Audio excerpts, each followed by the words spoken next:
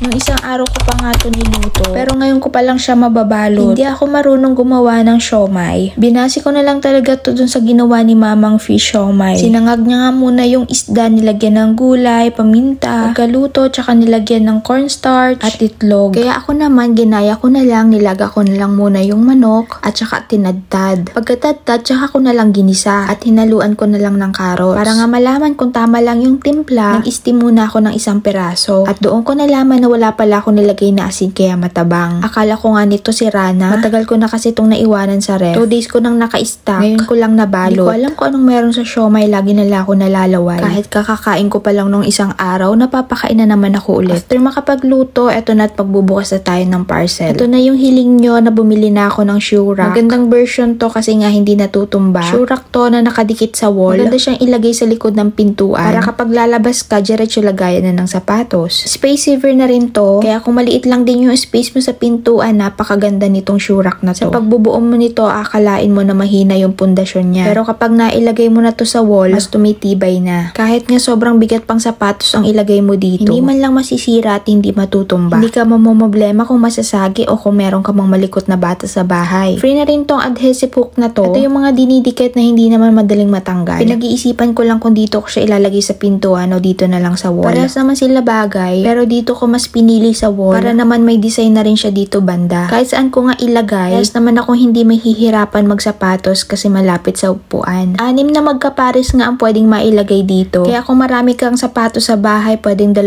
bilhin mo nito. Sa tingin ko kailangan ko pa ng isa para maidikit ko banda sa taas. Para pa-mounted ang dating. Natuwa lang ako dito sa shoe rack na to kasi hindi ko kailangan mag-consume ng space. White sana ang gusto kong color pero hindi available. Hindi na ako naghintay kasi gustong gusto ko talaga to.